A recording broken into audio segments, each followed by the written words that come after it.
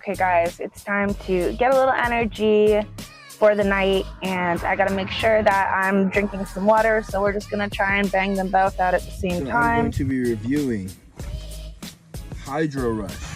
Time to get up, start moving. Gotta reach out and grab my Crypto Rush and Hydro Rush. Let's go. We gotta get this generator started, and we're gonna need the energy to do that and to go exploring. Vibes up, fam.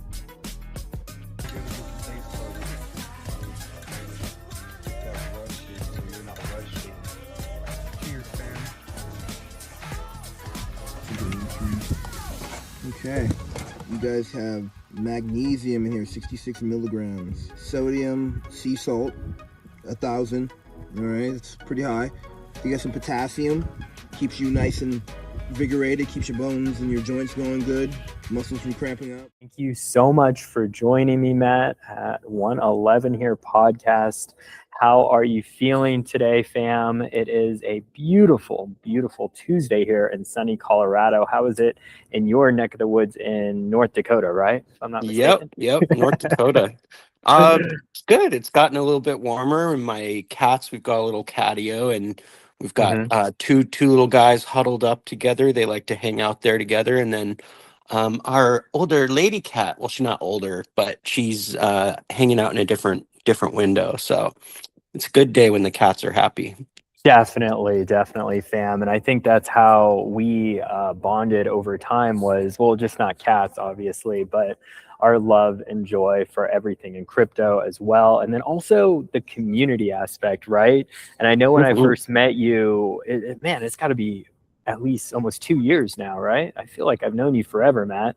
It's getting close. Yeah, it's getting close. Almost it's been the about 2-year that mark. Yeah, and we first met on Twitter Spaces, right? And then from that experience, we kind of just kept running into each other in spaces over and over again. You know, consistency is key, especially when you're developing relationships with people online.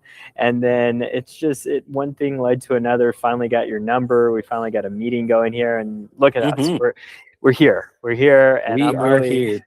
Yep, we're finally doing this, and yeah, maybe just general synopsis or highlight about your life, just for the audience. You know, a little bit about more background about Matt. Who is Matt? Why is he here? How is he so important that he got to be on 111? Oh, podcast, I feel kind of presidential now. I'm getting an interview. You are. Not everyone gets interviews over here at 111 podcast. So, you know, just kind of, just a little bit of introductions, I think would help us give us some context of, and then kind of layer the conversation as we continue on this new beginning story for you. So take it away, Matt. Thank you. Yeah.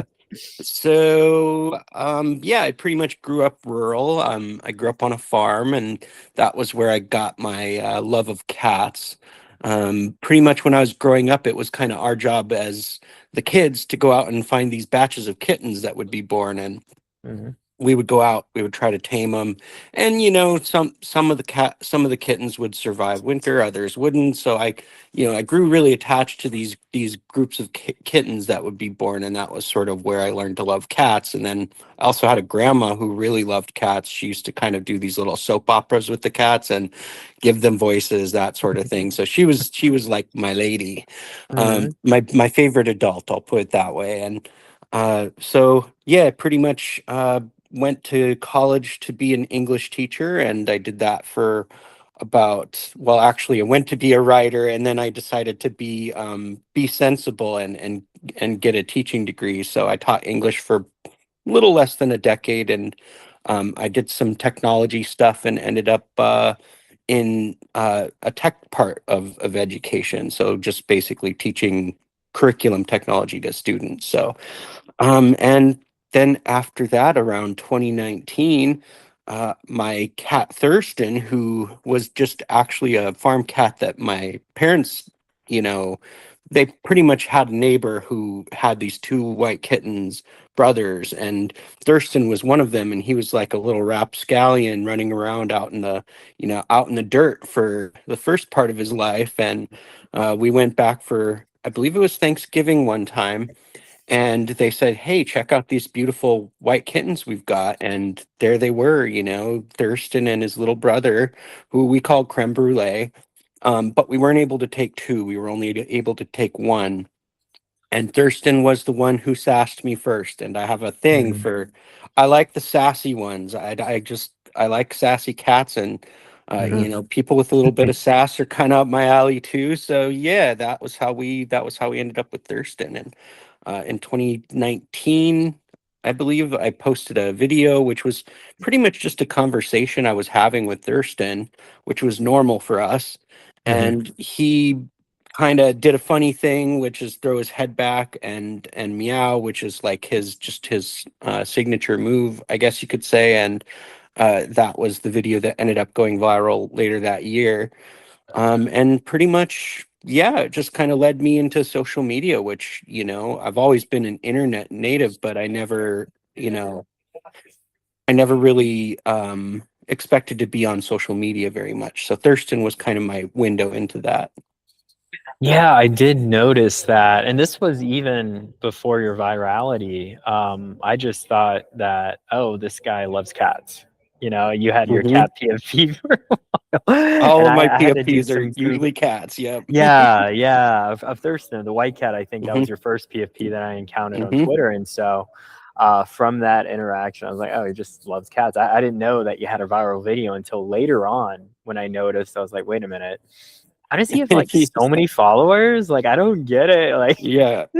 Yeah, I kind of I crazy. tend to not lead with that because, you know, well, Hmm. one of the things is when Thurston had his viral video, you know, we Hmm. had kind of choice to make. And you Hmm. know, there are some people that are really good at like kind of capitalizing on that, and for us it was just more about having fun and, you know, the fans and people. And, you know, so it wasn't, you know, we didn't really go too far as like trying to turn it into anything. And Right. you know, so I've always wanted to keep him just a cat because he's a cat.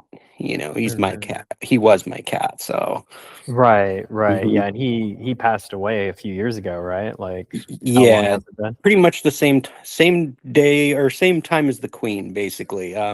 So it's been 3 or 4 years now. And Okay. he got, well, actually he had gone through this really extended battle with kidney disease due to, you know, this diet we had him on, that our vet put him on, and it turned out to be a bad diet. And Oh. basically we got him stem cell therapy to try to combat it, but eventually he ended up with nasal cancer was the thing that took him. So Oh, okay. Nasal cancer. yeah, Interesting. kind of a weird one. You know, that Yeah. was, we It's just very thought it was like uncommon. a runny nose, but you know, it turned out to, Wow. you know, be something worse than that, and that's how it goes. I did not know that was even a thing. Oh my gosh. Hmm. But yeah, I guess any type of cancer is, yeah, it's not good for sure. I Hmm. want to go back to, you know, his virality. So where did he like, and maybe this is a really great way to talk more about the content that people post. And did you, when you were creating the content, when you post the content, like, did you know it was going to go viral? Or you were just like having fun, I like, can kind of give you like a, so it's sort of mhm. like, actually we started on Vine. Oh, And okay. yeah, so I always kind of, you know, I know short form video at the time had a lot of negative kind of Mm, connotation or press or whatever, but yeah. I really liked that the videos could be like punchy and Hmm. fun and experimental, you know. Hmm. So I spent time on Vine just experimenting with the format and trying to make it sharp and punchy. And, you know, I liked that you could do stop motion with it too. So that was sort of the DNA of, you know, it was these, you know, to try to keep it punchy. And, Hmm.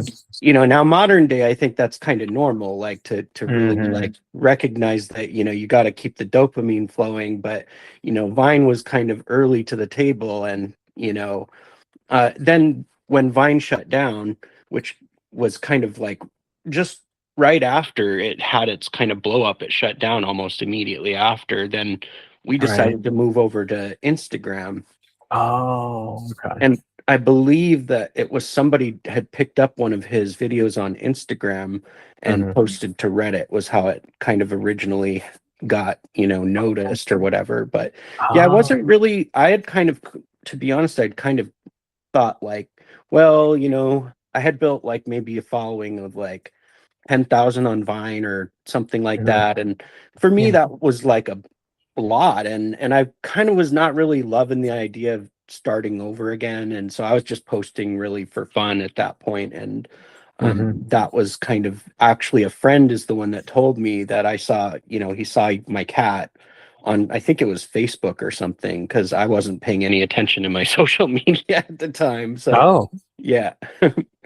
But after that, then I thought, oh, this will be fun. We can do, because I liked to like experiment with my videos, and like his YouTube was the place where I did like the most experimenting. Like I actually would like put like secret messages into the YouTube videos, and Oh. you do stuff that was just kind of weird and unique. Like there's this genre called YouTube poop, which is just like kind of like making like weird kind of like bringing in a mix of media, like Hmm. little moments from old shows or little meme moments, and just kind of pushing it into the video. And yeah, I had a lot of fun making videos that were just a little bit more experimental, not only cat videos, but they were Gotcha. all revolving around Thurston, Hmm. so it was just a mix of things. Had a lot of fun with that. Whereas Instagram, I mostly did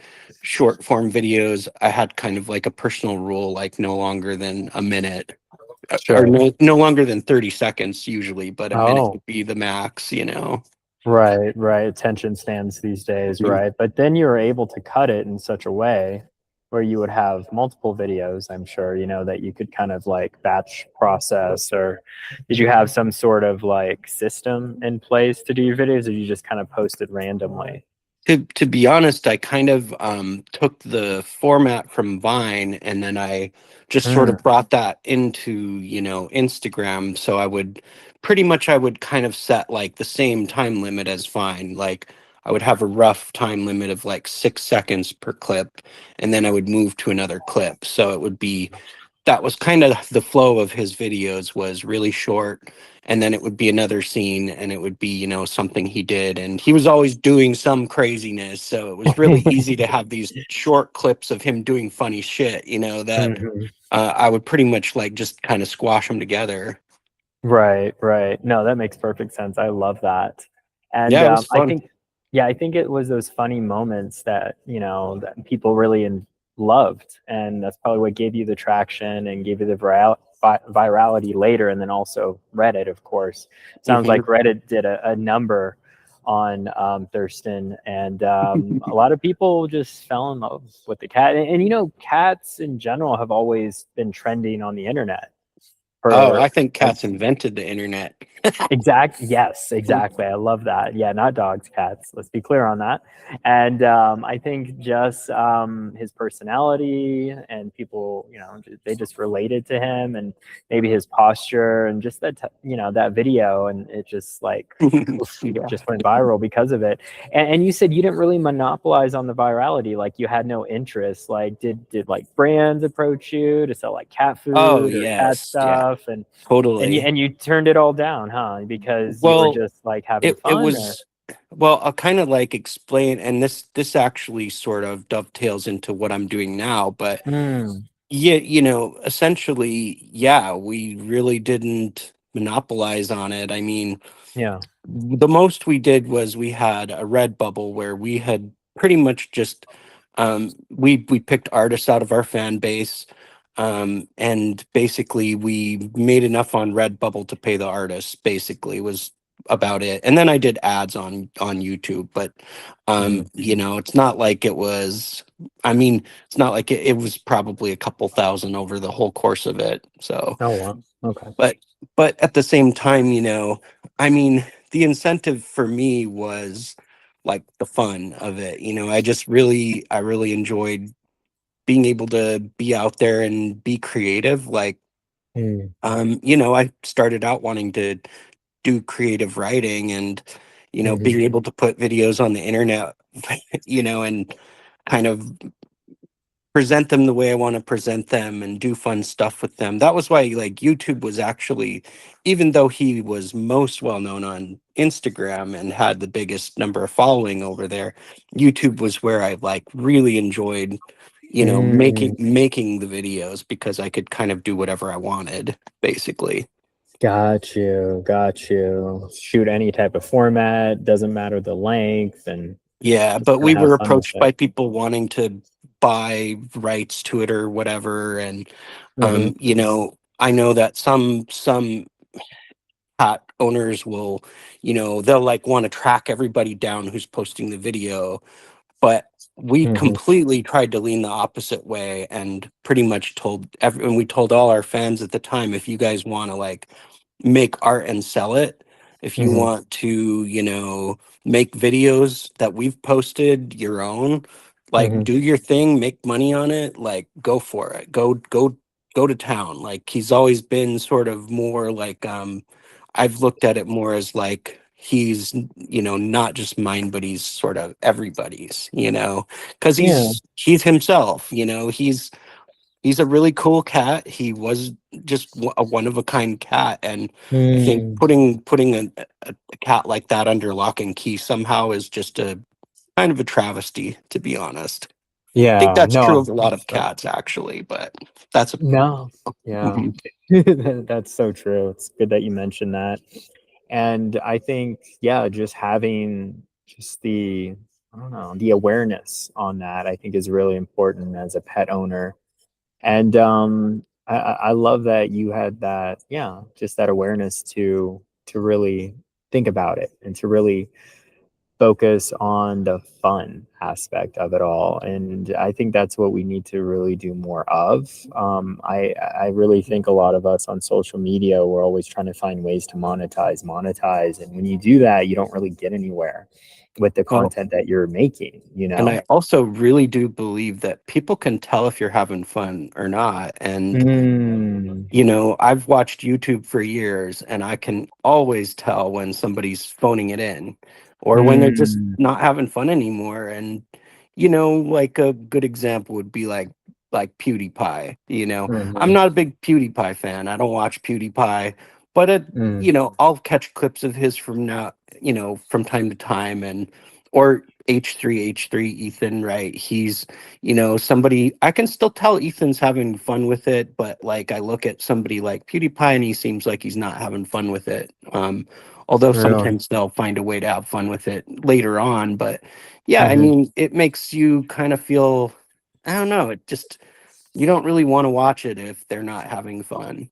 Right. Yeah, for sure. For sure. Yeah. I always feel like that too. And I always tell the people I work with too, I'm like, hey, if we're going to work together, we're going to have fun. Like, we're going to make this an experience because that's what life is made up of, all these little experiences. And you want to look back in your life and you want to make sure that you're having fun with the people that you surround yourself with, right? And that you're connecting and collaborating and Hmm. partnering and, just investing in, right? We're all investments too at the end of the day. Relationships, that's a big part of our time and energy. And so when we watch someone, right, even on YouTube, that's an investment of our time. So we really want to make Hmm. sure that we're experiencing that to the fullest. And if someone's not having fun, we clearly check out, right? Like, Hmm. we just don't want to, No doubt. we don't want to indulge in that, I guess, Well, so to speak. I'll So, say that's one of the reasons, you know, I've caught, you know, your videos from time to time as well. And, you mm, know, I like watching you do interviews and I like mm, watching, you know, you travel. And so to me, like you're a good example of somebody who, you know, and I know a little bit about kind of, you know, you know, you travel a lot, you know, you're on yeah. the road. We've talked about, you know, travel before. I think that was one of our first conversations was just, I think we talked a little about Jack Kerouac or something like that. And, Yeah. My favorite but book, one of my faves. Yeah.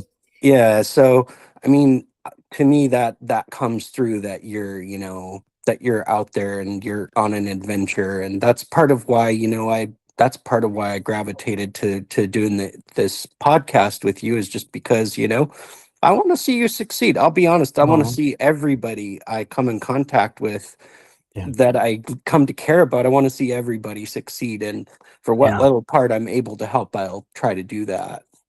No, I really appreciate you saying that, Matt, because yeah, there's been doubts in my mind. Not every day is a positive day, right? Like we Mm-hmm. all go through our ups and downs, especially as entrepreneurs like myself. Mm-hmm. And so it's a big challenge. Sometimes I feel like I'm Sisyphus, just rolling up Yeah. that rock up the Mm-hmm. mountain, back down, do it again, up and Mm-hmm. down, Yeah. and it's Yep. just like that's you monotony. you and you invest so much of yourself. Hmm. I can speak from experience to like doing, like in the last couple years I've been trying different things, and there are times where you're just going to be met with like sort of this yawning chasm of disappointment, and there are days where you just kind of want to cast yourself in.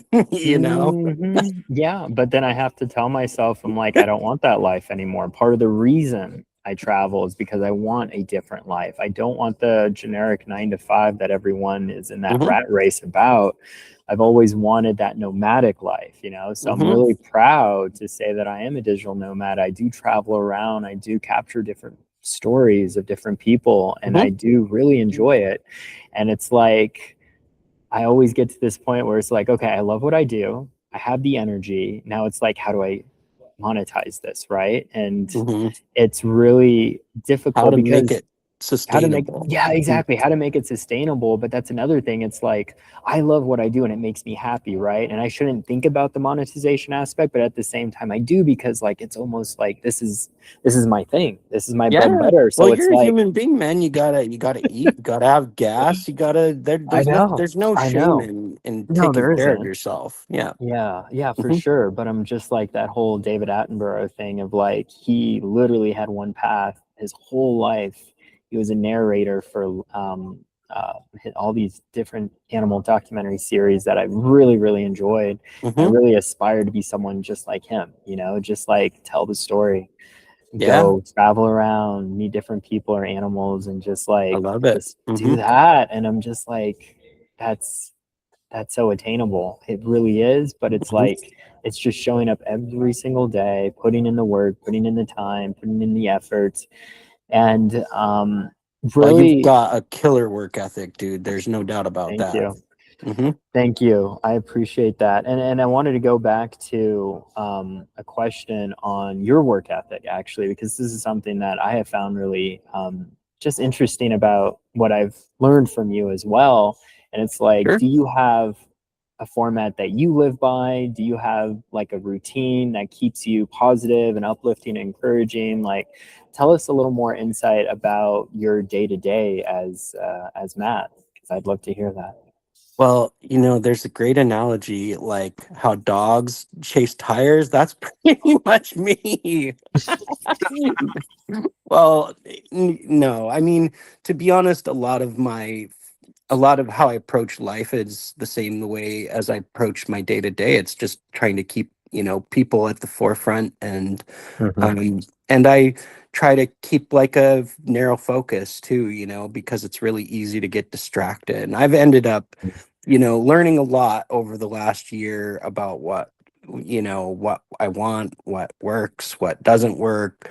Mm. Had a lot of disappointments, but ultimately I'm here. I'm gonna just keep putting one foot in front of the other and see where it leads, and Mm. hopefully it leads someplace cool. Yeah, no, I love that. I love that. And I'd love to definitely dive in a little deeper on Sure. how you fell into crypto because that's Yes. where we kind of met. And I was like, okay, I'm sure you were aware. I was like, I know that question's coming somewhere. And so even Yeah. before the whole Thurston Waffles virality, Yeah. or I should say after that, right? Then you fell into Yes. crypto, or how did that kind Well, of line I up? can I'm kind of curious. explain exactly, Yeah, how I ended sure. up here. So, Sure. you Take know, it I away. I first basically found out about crypto in probably 20, it was like the end of 2013.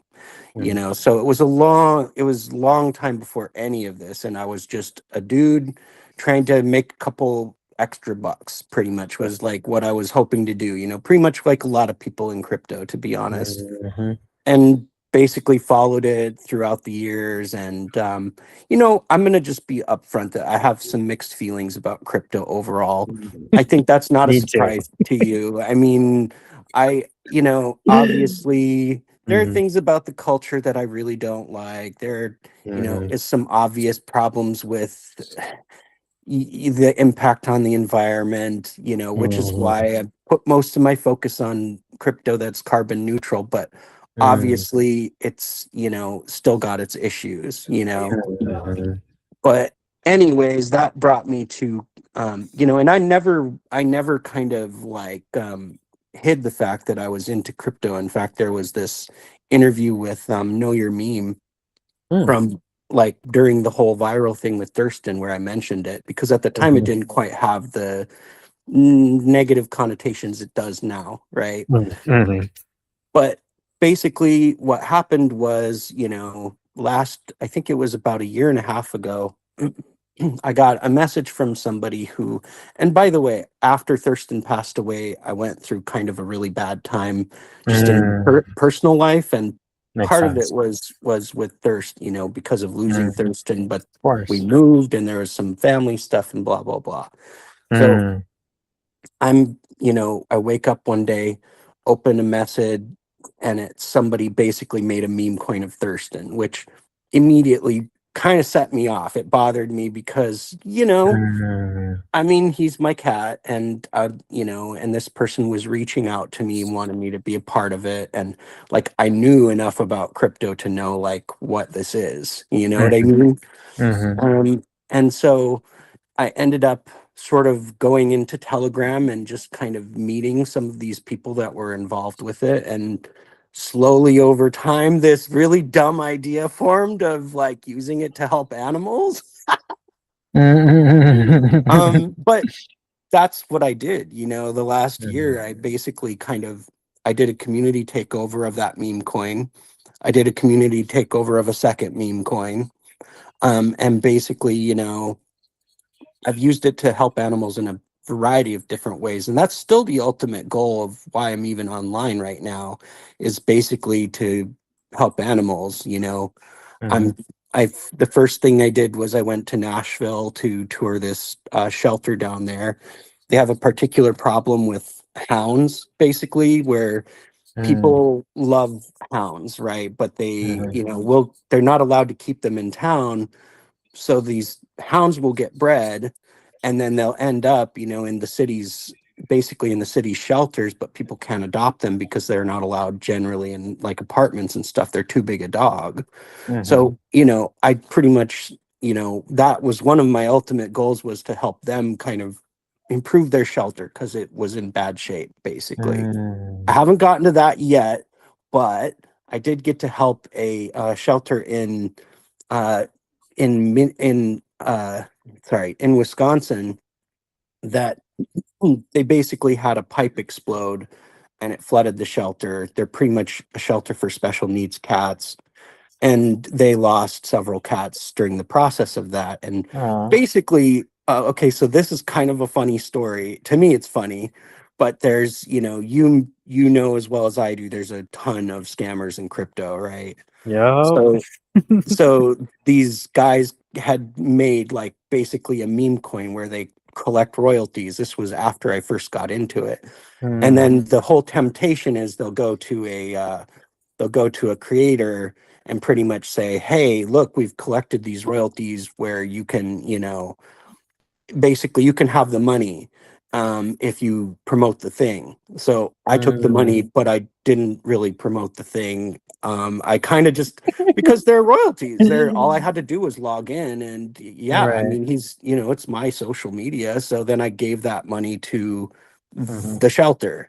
Mhm. And then I got the really crazy idea of doing TNR in different places in the world. So like what I'm working on now is I want to do like decentralized TNR. Mhm. So basically, one thing a lot of people don't understand is that when it comes to doing something like TNR in another country, there are a lot of places in the world, like Westerners don't understand that like you can't use PayPal for everything. You Mm. it, you can't use Venmo for everything. because Right. there are a lot of places where it's geo-blocked. So if you want to do Mm, something, for example, in Africa, or if you wanted to do something in a country that, you know, which here's my philosophy is that TNR has to be done everywhere. mhm. We shouldn't be picking and choosing which places deserve to have their animals cared for just because, they might have a bad reputation as a country or whatever, right? Right. TNR should just be a worldwide thing that gets done, or that we at least attempt to get it done. Because, population control is how you prevent disease, and it's how you Mhm. essentially, prevent suffering, is the way I look at it. It's the Right. easiest, most quickest way to prevent suffering. Mhm. So, anyways, within crypto, no surprise, there's a lot of Nigerian people who are there, which, not like a lot of people think, just to scam. There are a lot of them there who are just trying to basically supplement their income. Because Right. just like people in America, a lot of college students in Nigeria essentially are looking for jobs, and they've got a really shitty job market over there, Mm, to where basically it's who you know is the best way I can put mhm. it. If you Right. have, say, an uncle who works in a place, then you're likely to get a job. Or if your uncle knows a guy or Mhm. whatever, that's kind of how the job situation works over there. Hmm. So essentially, you've got all these students who are just looking for a way to make an income. And I've met a ton of really awesome Nigerian people through that who are just in that exact situation. They're students, they're trying to make a little extra money because they have a hard time finding a job. They're feeling the pinch with money, same as a lot of students here in America, right? It's Mhm. no different. Well, basically, the idea occurred to me, well, hey, I met all these people. This is a country who probably doesn't have much in the way of TNR. I'm going to lean into that, Mhm. and I really don't care about the optics of it because, like I said, from a philosophical perspective, TNR just has to get done all over the Mhm. world, regardless of whether a place has a bad reputation or not. So essentially, that's what I'm in the middle of right now, is I'm in the middle of building out a TNR in Nigeria. And basically, I did it by finding a vet who's not involved in crypto and convincing them to get the supplies, and then pretty much get them to a person that I met that's really passionate about animals, who will do the captures basically. So that's kind of what I'm working on. And I also have been meeting people in different countries as well. um, Russia, Indonesia, Mexico, who I think also could be, potentially a place that could do TNR. Right. So you want this to be So like I'm universal kind of. Yeah, I want it to basically be like, hey, if a person has an interest in helping animals and they Mhm. want to do TNR, my ultimate goal would be connect them with supplies, Mhm. connect them with educate them, and basically make a system where we could do low cost TNR without it having to be some big formal thing. That's the Mm, decentralized part, is it would just be, here's a person who wants to do it, here's a vet who will help. Let's connect the two people, give them some training, and mhm. get them out there to, do some population control. And Mhm. ultimately, I don't really care if, we're able to like solve a problem in an area completely. It's more about, just reducing the systemic suffering by treating Mm, every single animal like it's a win. Every single TNR to me basically is a win. And that's kind right. of like the approach I want to take with it going forward. I love that. I love that. Have you thought about like incentivizing people to do this, almost paying them, but getting like grants and certain funding that could pay people Yes. to do this? And then that way you would actually give jobs out to people Hmm. that really need them across the world. And then they feel fulfilled because they're doing something of value, right? And they're getting paid to do it. So obviously that would give them a sustainable Yes. income as well as doing good in the world, right? Yeah. And So absolutely, I am like 100%. I believe that volunteers should be paid. I mhm, mean, it can't always be what we'd like to pay them. Like, right, I would it's like to be something. able to just Yeah. throw money at this and make it all happen. I'm not that guy. I don't have Right. I'm not a wealthy man, right? Not But yet. I'm passionate, you know, so I'm Right. doing what I can. Right. And you know, that's kind of the ultimate goal. And essentially, you know, I ended up, you know, even taking over the meme coin, just thinking, hey, what if I could take all this money that, you know, because I own like a certain amount of it that is basically locked and then pretty much could be used for whatever in the future, right? So Mm. I'm hoping that eventually that could fund the TNR. But even if it can't, I'm still going to build it out and do it because, you Mhm. know, I think it needs to be done. And you know, I'm not sure if I'm the person to do it, but I'm going to try.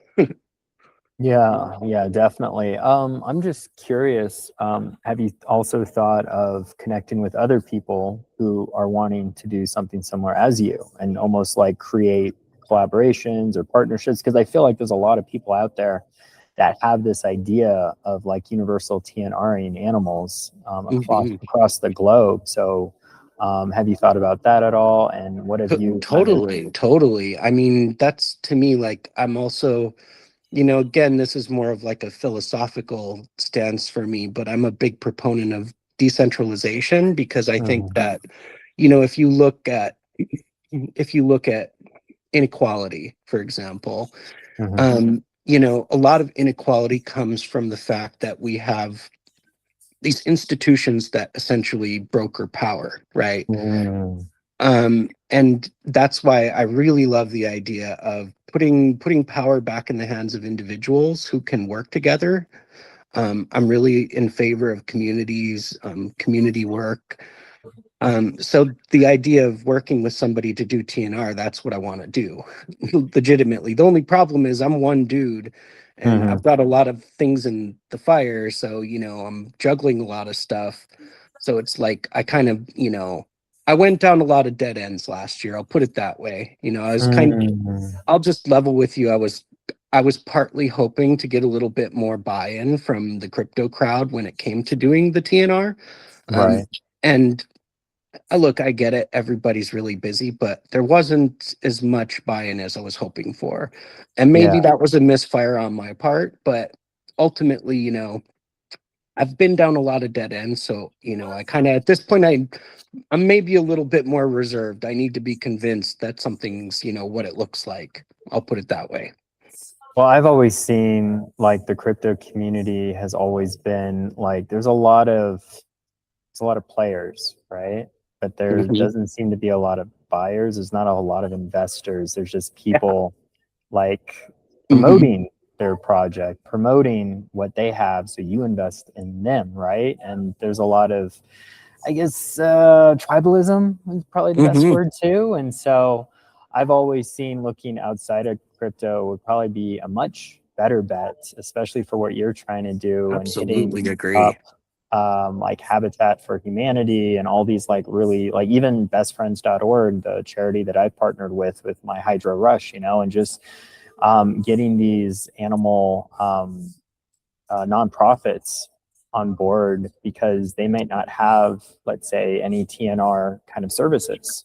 And if you offer them and Hmm. offer them in their area, I'm sure they would have volunteers that would be willing to go through your training. You know, this is just one idea I have for you. I've got actually Yes. quite a few different ideas. So maybe looking outside and really finding the people who are already doing what you're Yes. doing, but doing something a little bit different. They still care about animals, obviously, but they're not focused on TNR and partnering Definitely. with them and like making it really pronounced that what you're doing is global, right? And that's a big deal too, because that's something that I think you know will definitely establish more credibility. And it's like if you've been working Absolutely. on it for the past few years too, you know, there's like, oh, this guy's really serious. You know, he's not just going to flake on Totally. out us Totally. tomorrow. Totally. He's got educational materials. He's partnered up with this doctor or many doctors around that actually want to offer this. He's getting funding right now and even finding a few grant writers. Well, you're a writer yourself. You said it yourself. I know if you can have some type of grant writing in order, you could probably get a lot more funding than you think you do. You know, I think you just have to just open up your mind more than crypto. That's what I found anyway, just even the last few months, you know, going to all these different networking events and meeting all these small businesses and running more of a creative agency now, less of a radio show. And I've just really, you know, figured out of like, wow, there is a massive world out there that really wants what I have, that has so much, you know, we have so much value sometimes, Matt. And I feel like we don't really focus on our value and really show it to people and show how useful we really are, because we're so talented. I'm a big believer in that. And I think if people were to just listen, right, and really open up their minds and their pocketbooks, right, and really see what we have to offer, it's really a gem. You know, what we have is really really special, right? So that's just something that I would definitely consider if I was you. You know, just hitting those different animal, like nationwide. These are nationwide animal organizations, right? That really, maybe they don't have a TNR service, and maybe now you can help them out with that. And who knows, they might even pay you for that because they have funding set aside. I don't know. I don't know. Like it's something that. Yeah, I do have kind of I do have like, I'd like eventually for there to be like a pooled fund where essentially, you know, it would be one central thing that, you know, everybody could monitor basically, or there maybe would be some kinds of like controls over how it's spent or whatever, like multiple people would have control over it, whatever. Like the vision eventually would be, you know, pretty much like you could basically publicly fund these, you know, these TNRs. Or even you could choose, you know, which TNR to fund, basically, you know, and actually, I would also like these TNRs to kind of do their own socials as well, you know, like show things, and, you know, I'm going to be walking them through, you know, like some of the mechanics of it and how it has to be done. But as far as how they present it, like that could kind of be up to them. So to me, that's like, that would be part of the incentive for someone wanting to do the TNR would be that you could kind of do your own socials, and, you know, I would support the best that I can, basically. But yeah, I'm open to all ideas, man. So I keep them coming. I appreciate it. Yeah, of course, because, you know, if I had time, that's the kind of thing with us, you know, it's that we run out of time. We have all these ideas, but it's really hard to implement them because, they take time to develop as well. This is the thing, man. Like I did when I was doing social media back like half a decade ago, it was a really different landscape than it is now. Like I'm just telling you, like, it's not the same as it used to be.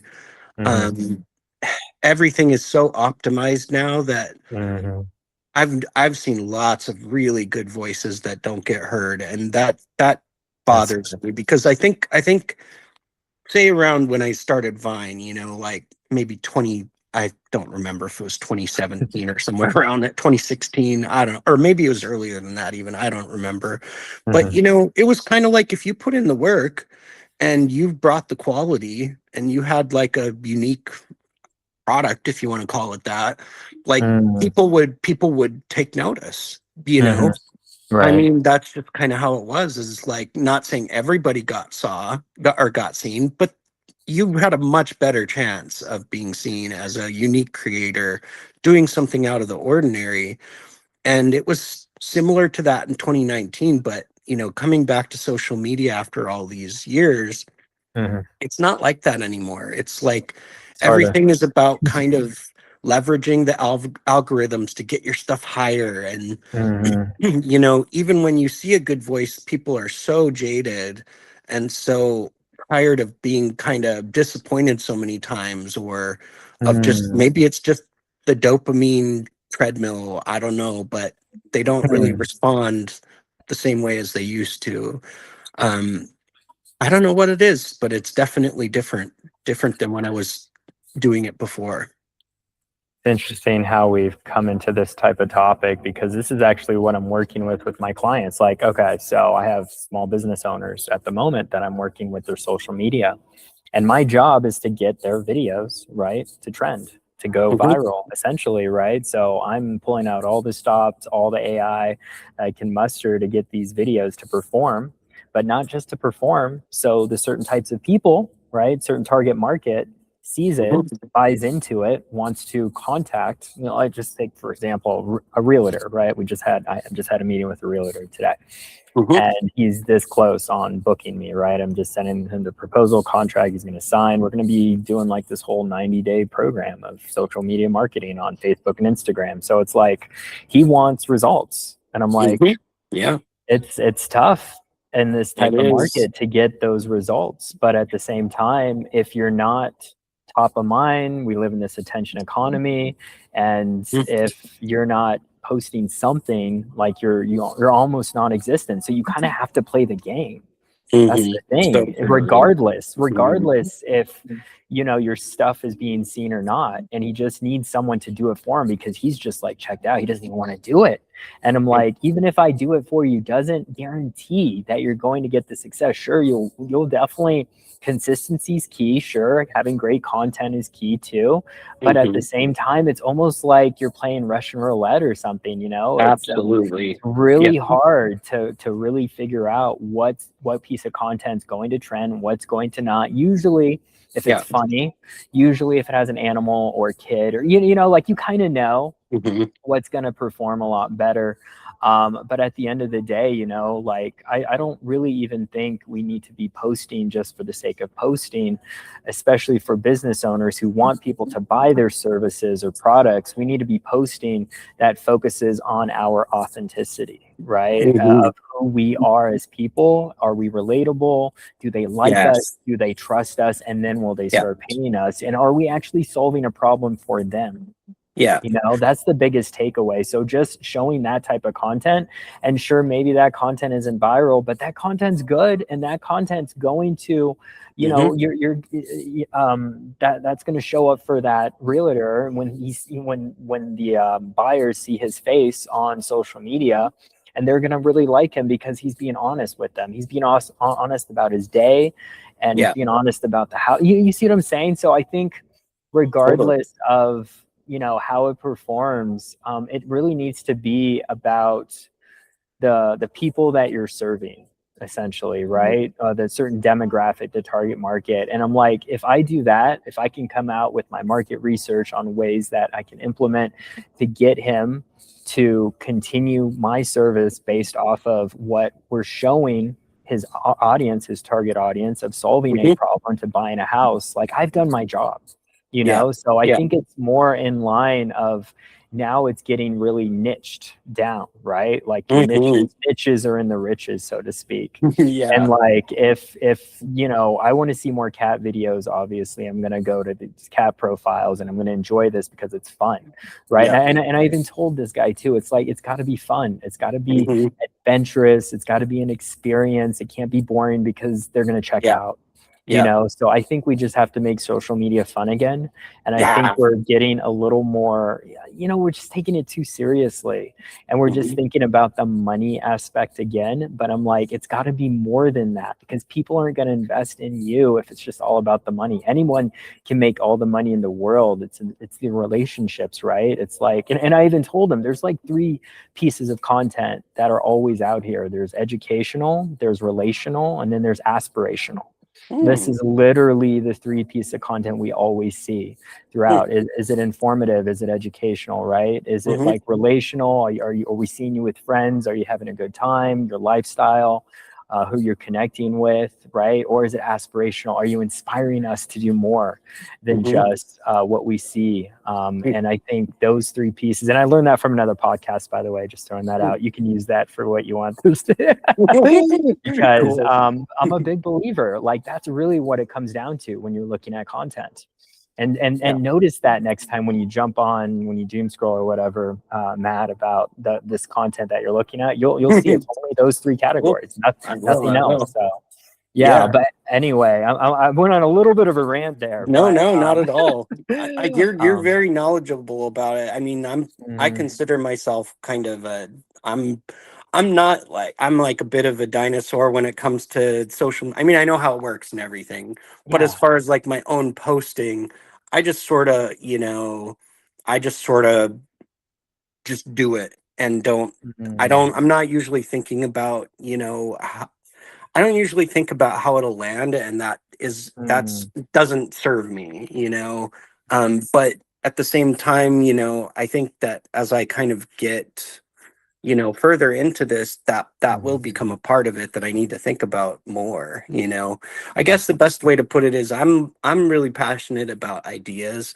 That's the part that is fun for me. The actual, like, how to like get it to be more seen, get it to be more viral. That I don't really enjoy that part of it at all, to be honest. It's just not for it's not for me. It's hard for one thing. It's confusing. I'm not usually good at, like, thinking about, like, a target audience. And this is a perfect example of, like, coming into crypto and thinking, okay, they will, if I show up every day and I'm really passionate and I, put in my all, they're gonna, like, suddenly develop an interest in TNR.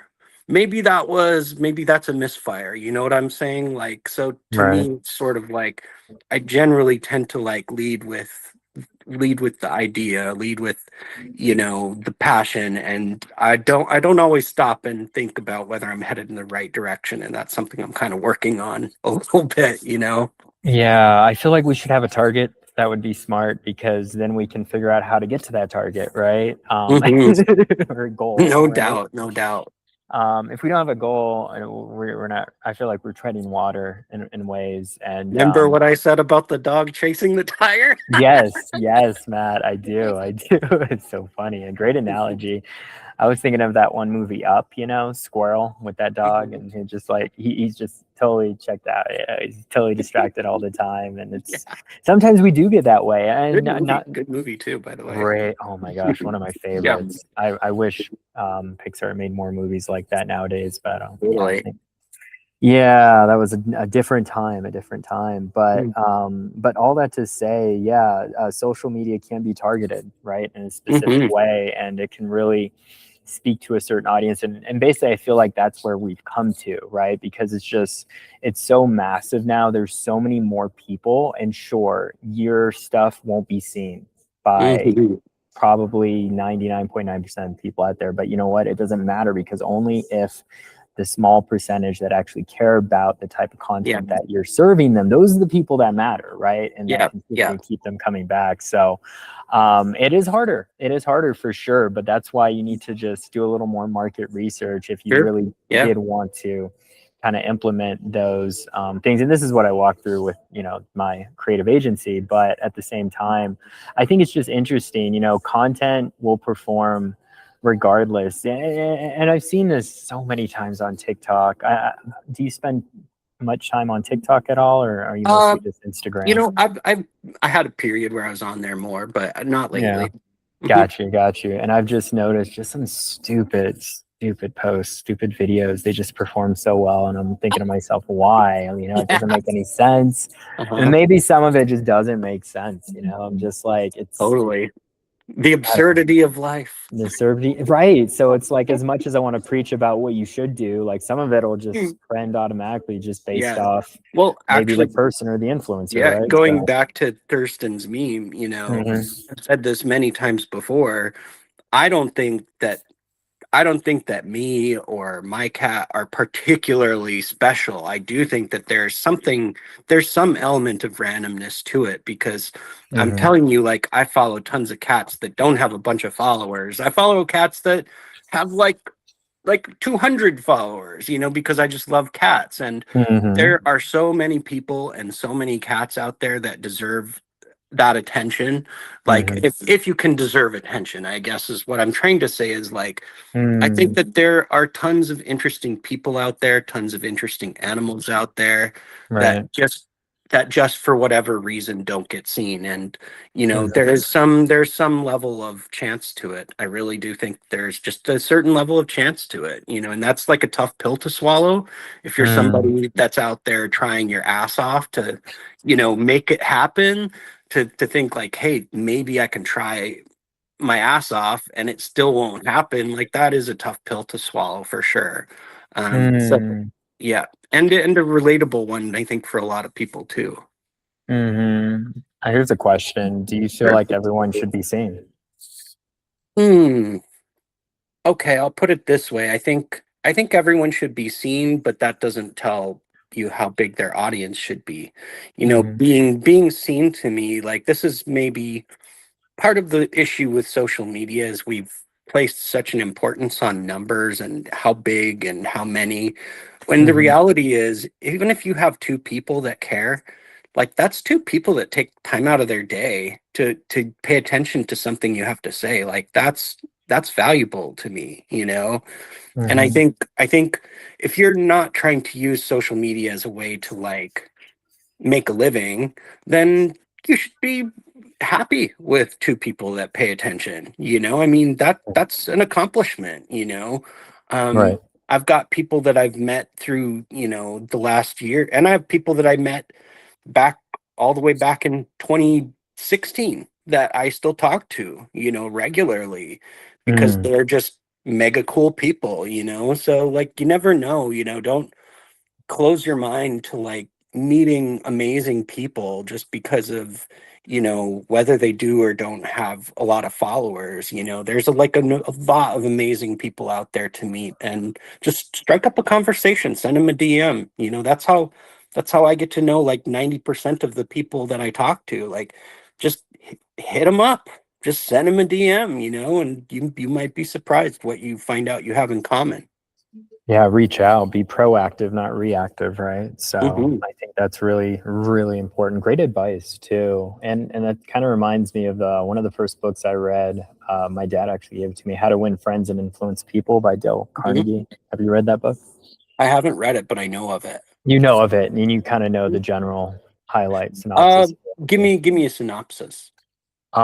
Basically, it's not about you; it's about them, right? It's about asking Mm-hmm. questions. It's about investing in others before you invest in yourself, right? It's Absolutely. all about, and these are just like some marketing, Hmm. Yeah. strategies that you use for salespeople, right? Of getting to know people, and I think as a society, we've kind of lost that essence of asking questions to people and just Hmm. talking about ourselves and not asking what's up with you, what do you do, and how do you do it, and how are you, the way you are, and just really taking a little more time, a lot more interest in people, being curious, right? That's another Yeah. thing, staying curious on others too, and Hmm. really focusing, yeah, just on them and their viewpoints and follow-ups, and just making it a point where it's just over and beyond your scope, and you don't know everything, and I hate those people that think they do. I Hmm. actually had a good friend. Well, he used to be a good friend. We don't Yeah. speak anymore just because he was that Hmm. way. He's Yep. like this know-it-all, and I'm like, I don't want to surround myself with those types of people that think they know everything. Hmm. I want to be this, Open-minded. humble Hmm. person that doesn't know anything, and I want to know more. See, this is why I'm Hmm. asking you the questions. This is why I'm showing up the way I'm showing up. This is why we're even doing this interview, to get to know you more, Matt, and to figure out Yeah. what makes you tick, right? So, and this is why I'm so passionate about interviewing as well, because I don't know everything, and I want to know. So. I also am passionate. I've done a few interviews myself over, last year I interviewed a Mm, Polish entomologist about cool.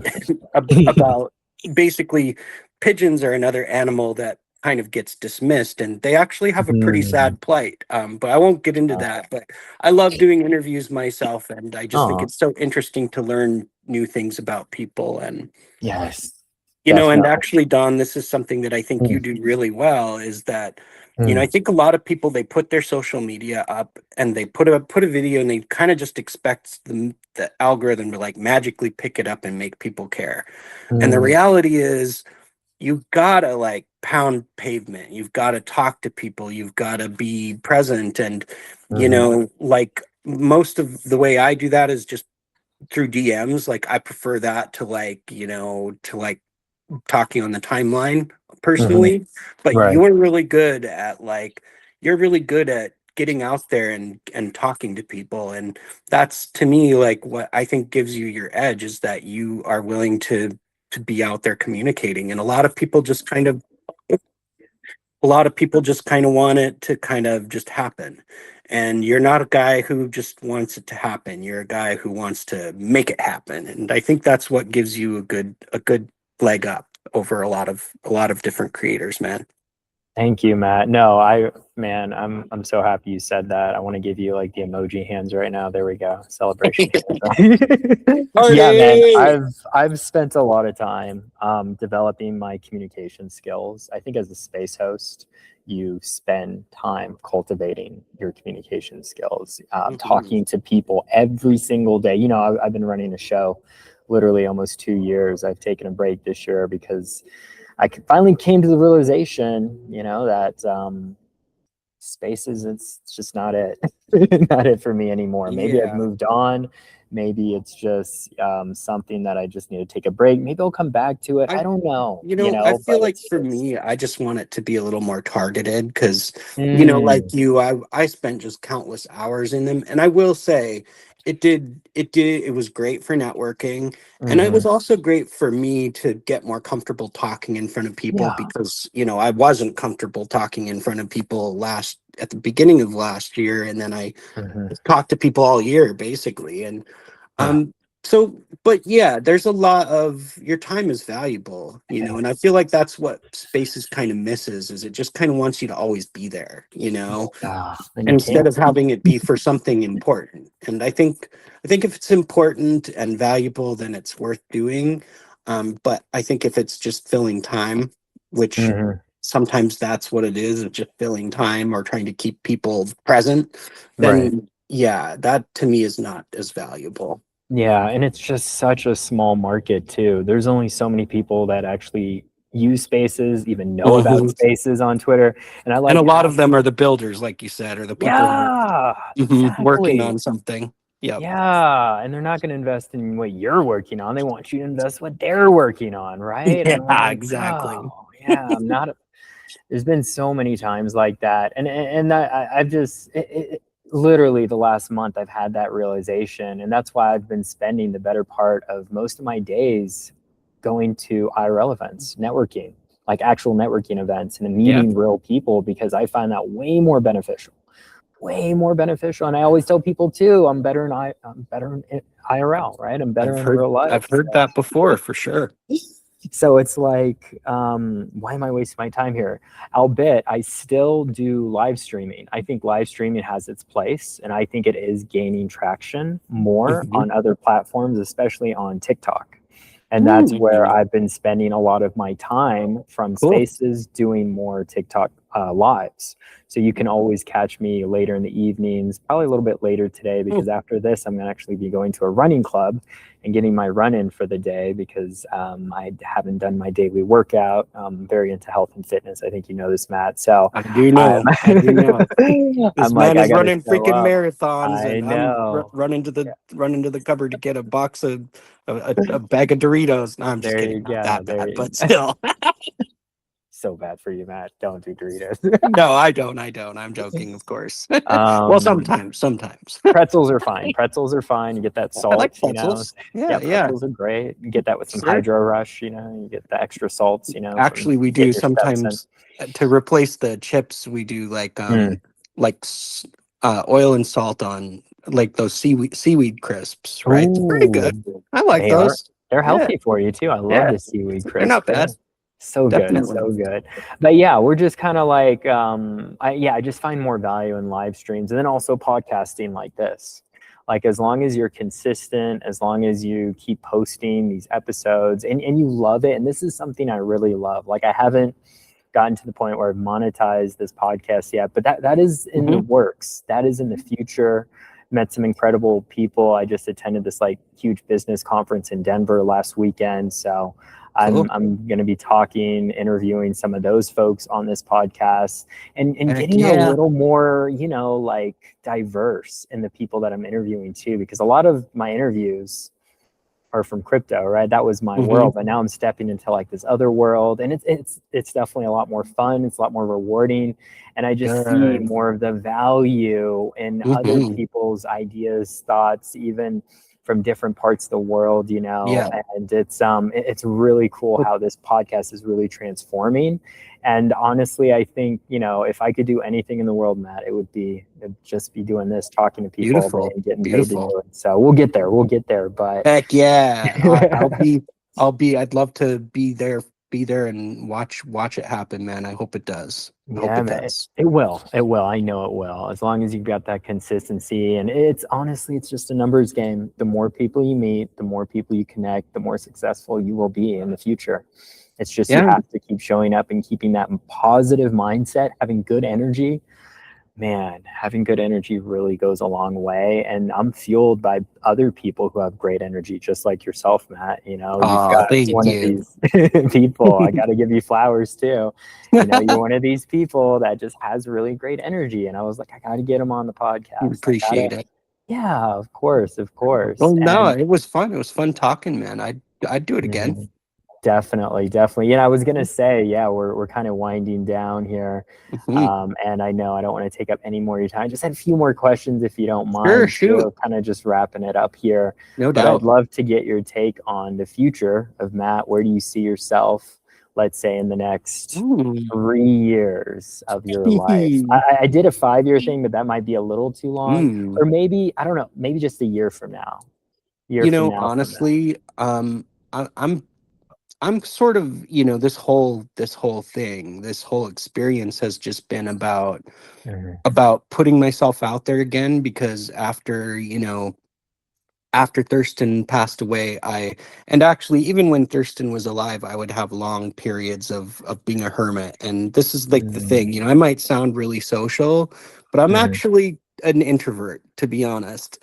You know, people Mhm. are kind of hard for me. And so, you know, putting myself out Mhm. there again, especially doing things that I know people are not going to like getting involved with this meme coin and help, you know, trying to do this thing in Nigeria. Like I knew people were not going to there were going to be a lot of people that didn't like that or didn't understand what I was trying to do, even if Mhm. I have good intentions. The Mhm. reality is I didn't know what I was doing at first. I just kind of stumbling through it and figuring out like, why am I here? And now Mhm. I feel like I'm at this point where I've tried a lot of things. I've figured it out, like what it is that I'm trying to do, and I really want to just stay focused on doing the TNR basically. And Mhm. so essentially, I've got, you know, like three projects that I'm kind of focused on. The one is TNR. I've Mhm. got, you know, pretty much some people that I care about that I try to help, and then the third is basically just kind of to just spread general kindness, because I want to see a return to kindness. I think that's something that's been lost the last couple of years. People are not very nice to each other, and that kind of makes me sad. Mhm. So yeah, what I want to do in the next year and the next 3 years is just continuing to work on anything that helps animals, and then just to try to kind of spread kindness and make it cool to be nice again, because it's needed, man. It's needed for people to just be nice to each other. Definitely. No, I completely agree. Definitely have to be nicer as a culture and just as a society too. I feel like, yeah, we definitely need to spread that nice gene around. Need more Yeah. kindness for sure. You got to Well, I so am much from the kindness. Midwest, so you know, I mean, you know what they say about Minnesota nice. So, I mean, maybe Uh-huh. maybe that's where it comes from, that I want to spread it around a little bit. But Maybe. I don't know. Yeah, my dad's from Minnesota. I think I got that gene as well, you know, and then also that whole like Southern comfort kind of feel too. Growing up in the uh South has kind of made me that way. mhm, So yeah, I definitely resonate with that too. Yeah. cool. But yeah, where can people find you, Matt, if they want to, let's say, connect with Honestly, you or get if involved with what you're doing with the if they TNR, want to let's say? like if they want to have just a direct, like just an honest conversation with me, the easiest place would be Discord. Okay. And that's just Thurston Waffles. But also Twitter, I'm Hmm. still doing Twitter, but not as heavily. But I am kind of be coming back to Twitter now that my TNR stuff is taking form. Okay. So yeah, Twitter or Discord would be the ideal place. Okay. And that's at Thurston Waffles. Is that your Um, handle? so for the you mean for the For the for the Twitter or Twitter, Discord? Yeah. For Twitter, it's just at Thurston Waffles. Mhm. And on Discord, it's Thurston.waffles. Okay, perfect, awesome. Mhm. Anything And else? I love to have a conversation with just anybody. So if Yeah. anything you're hearing, if you just want to have a conversation with me, I literally will talk to anybody in the DMs. So just shoot me a message. Discord's the easiest place to for sure reach me, and I'd be more than happy to talk to you about literally anything. Doesn't even matter if it's, related to TNR. It can just be life stuff, cats. I don't care. I was gonna say, if it's not about cats, I don't want to hear it. No, just kidding. No, true. You have to at least send one cat picture. Right, at least, That's like awesome. the price of admission. At least, come on. But yeah, man, Matt, I appreciate your time as always. Thank you so much for an amazing interview. Oh, you bet. Enjoy the rest of your productive Tuesday, which I sure you will. And Thanks. yeah, we'll see you next time, Matt. Yeah, it was Appreciate awesome talking, Don. Take care, man. Take care. You too. Bye bye. You bet.